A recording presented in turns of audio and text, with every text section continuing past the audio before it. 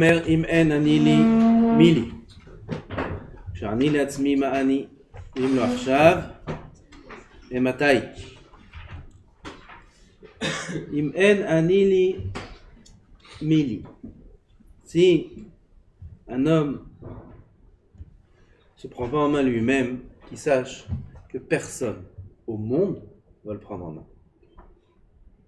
אם לא הוכיח עצמי והזדרז במצוות, si un homme il ne s'éveille pas lui-même à l'accomplissement des mitzvot, et ça il peut le faire que à travers le limoud du Moussar.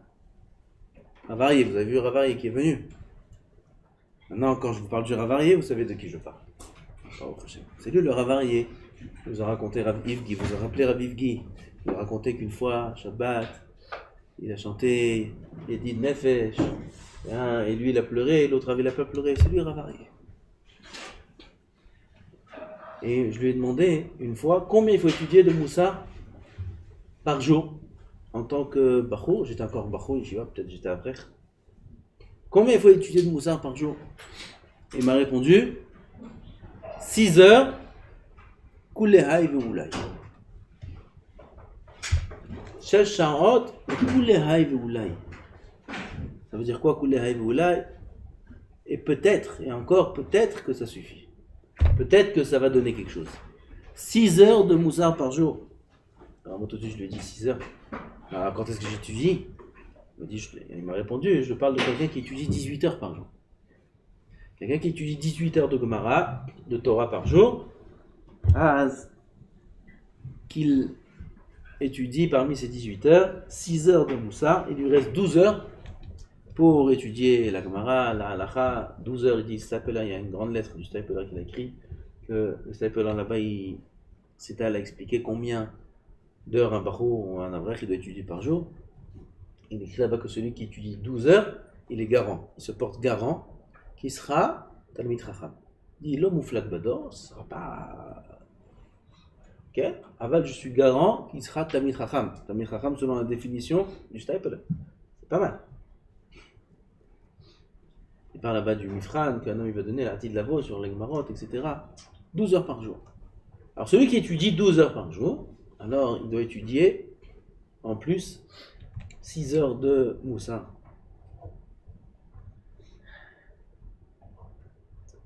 Qui imanani limili. Si un homme il ne se réveille pas lui-même à la Vodat Hashem, il attend d'écouter une sikha de Chizou, ou que le Rav il le reprenne, personne ne sera avec toi. Personne. Et la preuve, plusieurs Bachourim ils ont fait 1 an, 2 ans, 3 ans d'Yeshiva. Et durant leur période de Yeshiva, ils se levaient à la Tfila, ils étaient sérieux dans le limoud, les rabbanim étaient derrière. Et dès qu'ils sont sortis de la Yeshiva, plus rien du tout. Plus rien. Ils sont partis travailler comme si qu'ils n'ont jamais de leur vie été à la Yeshiva. Ils peuvent vivre en passant des journées entières sans ouvrir un livre, un pasouk, pendant des semaines, peut-être des mois même. Je revois parfois des Bachourim, ça fait des mois que j'ai plus ouvert un livre. De temps en temps, un petit cours par-ci, un petit cours par-là. Comment c'est possible? Tu as fait 2 ans, 3 ans d'Yeshiva. Et durant ces 3 ans, tu étais assis à tous les Sdarim, 3 Sdarim, tu étais sérieux, tu étudiais, tu venais à la Tfila. Il avait derrière des rabbanim qui le poussaient, qui le suivaient, qui l'encourageaient. Lui, il a fait un travail? Non, il était passif. Alors toujours, par rapport à l'encouragement des rabbanim, ça fait qu'il s'est pris en main. Mais dès qu'on a enlevé ce moteur-là qui le poussait, il délivrait lui-même. Qu'est-ce qu'il vaut? Rien. C'est que tout pas. Il mène à Nil, si un homme ne se crée pas lui-même un moteur, lui-même il devient Yerushalayim, lui-même il est conscient combien il faut se prendre en main, combien il faut s'écarter du mal, et des musiques, et des jeux, et des ignanim de ce enlamazé, combien il faut s'écarter de ça, des films, encore une fois je répète les films, c'est tellement de peine d'entendre tous ces qui perdent des heures à regarder des films. Tout ça, ça vient de quoi? Si un homme ne se prend pas en main en étudiant du Moussar, Il est marguiche le rab. Mais Mili, pourquoi Mili? Il y a plein de rabbanim. Voilà, il y a des cours. Voilà, on écoute des cours, on écoute internet. Il y a là, on voit Rav un tel, et Rav un tel, et Rav un tel. Tu fermes l'ordinateur, on recherche plein de chizouk. Il dit, Nachon, Nachon. Nachon, il y a du chizouk de l'extérieur. Nachon, il y a des rabbanim qui t'encadrent. Qui t'orerut acherim tovu les fichara. Tout ça, ça marche momentanément. Ça te change pas. Non mais écoute, un cours merveilleux, incroyable sur le Lachon Hara. Il va pas parler de Lachon Hara pendant 1 heure. Ou pendant la soirée, dans le meilleur des cas. Dans le meilleur des cas. En général, il sort de la salle, la conférence déjà, et il s'est oublié. C'est juste de la chaise où il était assis jusqu'à la sortie de la pièce. Là-bas, il va être nizhar, il ne peut pas parler d'un shonara. Avec il est sorti, c'est terminé. Les fichara, on entend une sira incroyable.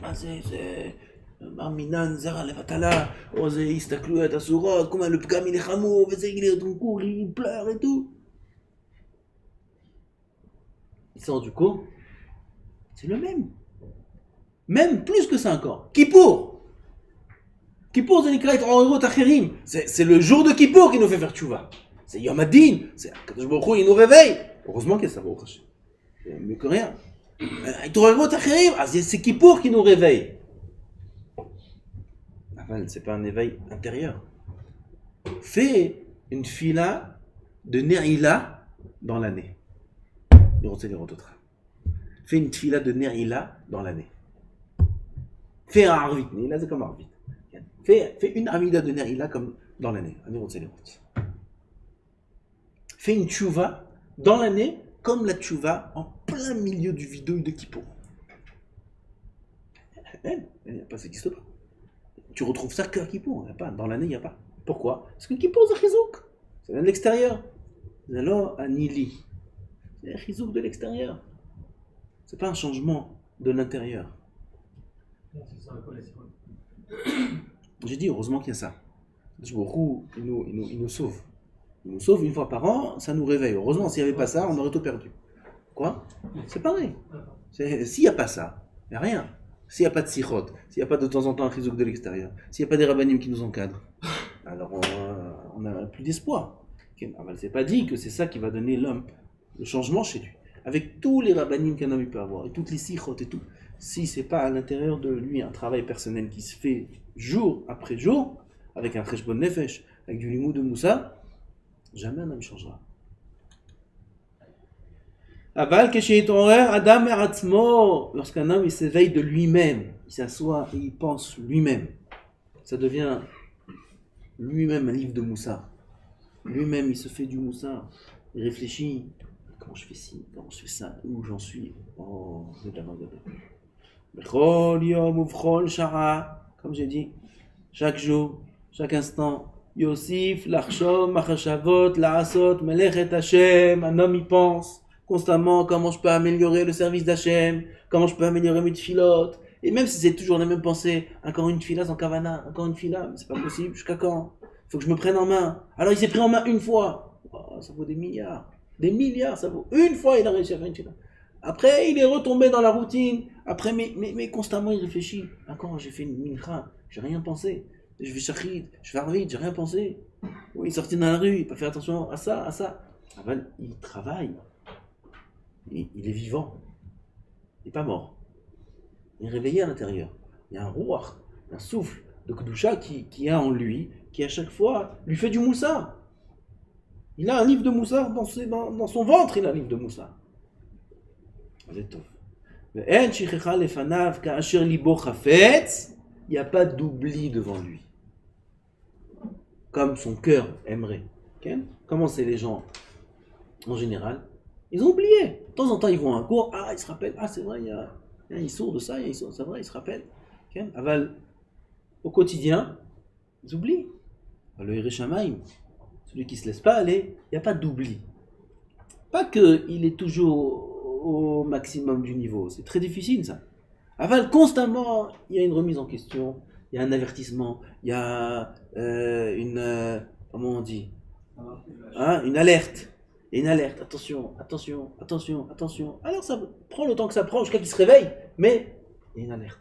Il y a une alerte. Il a des barrières, il connaît les barrières. Il y a des barrières qui sont électriques, des barrières qui sont simples. Il a des barrières, c'est juste un fil. Mais il a des barrières. Oh, Zetov. Ça, comme on a dit, ça peut s'acquérir qu'à travers le limoud du moussard. Et pas le limoud du moussard, qu'on fait le moussard comme ça en cours, ou on fait le moussard maintenant. Ça s'appelle pas le limoud de moussard ce qu'on est en train de faire maintenant. 80% c'est de l'ashkafa. 20% c'est un petit peu, on prend un bâton, on tape. C'est encore une fois, mais on se fait taper de l'extérieur. De l'intérieur, il faut. Le vrai limoud à moussard, comme il a dit Ravari Shechrier quand il était là, le vrai limoud à moussard, c'est qu'un homme il se prend en main lui-même. Il prend son livre lui-même, il répète la phrase, il répète, jusqu'à que ça rentre dans ses veines, ça rentre. Jusqu'à qu'il sent que ça le bouge à l'intérieur, la phrase qu'il a répétée, ça le bouge, ça remue l'intérieur. Pas que ça reste en dehors de la carapace qu'il a dans son cœur. Une carapace énorme autour du cœur. Tu touches, tu sens rien, le cœur il sent même pas qu'on l'a touché. Il faut percer. Pour percer, il faut répéter la phrase. Et répéter, jusqu'à qu'elle commence à faire un petit trou, et dans son cœur, il commence à sentir un peu de vibration. Ah là, ça commence à rentrer. Alors répète encore, ne lâche pas, ne passe pas à la phrase d'après. Il répète, jusqu'à que son cœur, il commence à trembler. Ah là, ça commence à marcher. Okay. Ne passe pas à la phrase d'après. Continue à répéter avec un nigoun comme ça, qui éveille, jusqu'à que là, ils font en larmes. Ah, c'est rentré. Là, on peut espérer un changement. On peut espérer une petite évolution d'un petit pourcentage. Maintenant, tu peux passer à la phase d'après. La phase d'après, il refait la même chose. Il répète, jusqu'à qu'il pleure. Vous allez me ça. Moins que ça n'a aucun impact. Aucun effet rabotaille. Il ne faut pas se faire avoir. Un homme qui prend un livre de Moussa et qui fait ce qu'on a dit, et qui s'assoit, et il étudie 1 heure, 2 heures, et il lit. Et il y en a, il feuillette, comme un livre de philosophie. Oh, il y a de belles idées, c'est bien, c'est un beau pirouge de psukim. Il y en a, ils font pire, ils font dictionnaire. Ils prennent le livre de Moussa, alors qu'est-ce que ça veut dire tel mot, et qu'est-ce que ça veut dire tel mot, et il écrit le dictionnaire à côté. Qu'est-ce que tu as fait pendant 1 heure? J'ai fait du Moussa. Tu as fait un ulpan là, t'as pas fait du Moussa. T'as rien fait comme Moussa. Laisse le dictionnaire de côté, ou prépare le dictionnaire avant. Tu fais ta phrase, tu as compris ta phrase. Maintenant, cette phrase-là, tu la prends, tu la répètes, jusqu'à qu'il pleure. Si un homme, il pleure pas pendant le Moussa n'aura aucun effet sur lui. Aucun. Il mène à Nili, Mili. Combien c'est important? Il n'y a que ça qui peut faire changer l'homme. Et ça, il ne peut pas le faire devant tout le monde comme ça, en plein CDR ou en plein... Il faut prendre un moment où il est seul. S'il a honte, on le voit, alors il faut aller dans un endroit où on ne le voit pas. Il est tout seul, il fait là-bas son cheshbon nefesh tout seul, il prend son livre de Moussard tout seul, personne ne le voit. Et là il fait, si ça ne le dérange pas, il peut faire ça devant tout le monde, qu'est-ce qu'il y a? Il faut, Radraba, ça va renforcer les autres aussi. Il prend son livre de Moussard, il va commencer à lire, je crois qu'il pleure. Mais même devant les autres, c'est bien.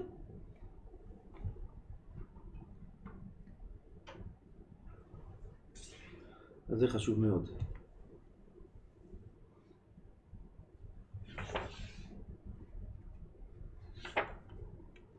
Une fois j'étais à un cours de Rav Wolbe, à la Vachala. Je vous ai raconté ça déjà. Non, pas moi. Moi j'étais pas à un cours. C'était Rav Bentata. J'ai ri. Il est parti à un cours. Alors, on allait. Bon, on était pas courir, mais on avait le srout d'aller. Il faisait 1 fois par semaine, jeudi soir.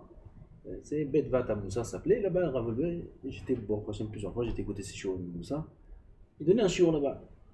Et dans la période d'avant que moi j'y aille, Rav Bentata il est allé, ça faisait beaucoup d'années. Et une fois il est parti, il est revenu le lendemain, il a fait un cours de Moussa. Jamais j'oublierai. Il a fait la démonstration du cours qu'il a vu. Le Rav, Alav Shalom, Rav Wolbe, il est venu un soir. Il n'a pas fait cours de Moussard comme d'habitude. Il leur a dit, maintenant, Rabotai, il faut comprendre comment on étudie le Moussar.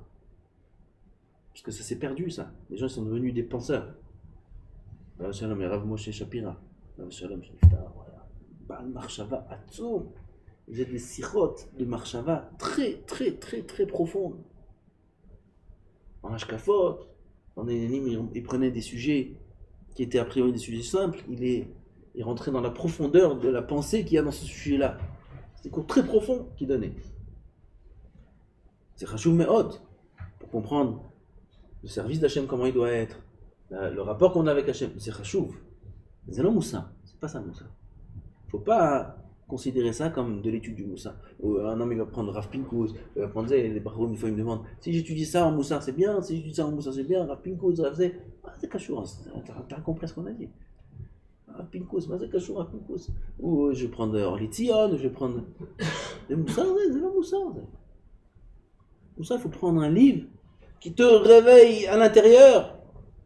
Il faut prendre les Silat Yesharim, prendre Chot Tzadikim, Pele Yoet, les livres de Moussar. Moussar, c'est frappe. Des livres qui frappent, tu sens que ça frappe, tu sens que ça fait mal. Sinon, ça ne s'appelle pas Moussar. Il y a un livre qui s'appelle Shevet Moussar. Shevet Moussar, c'est un grand livre de Moussar. Là-bas, ça frappe, ça cogne là-bas. Il faut y aller mollo. Parce que ça fait mal. C'est Moussar. Alors, le fois, il est venu et il a compris que dans sa génération, les gens ne savent plus étudier le Moussar. Ils ne savent plus. Ils lisent, mais les gens ne changent pas. Alors il était obligé de faire une démonstration. Il a fait Pachout, une démonstration, comme si qu'il est tout seul, en train d'étudier du Moussa. Et il a pris une phrase, il a répété. La même phrase, c'était ça son cours. Tout le monde regarde comme ça.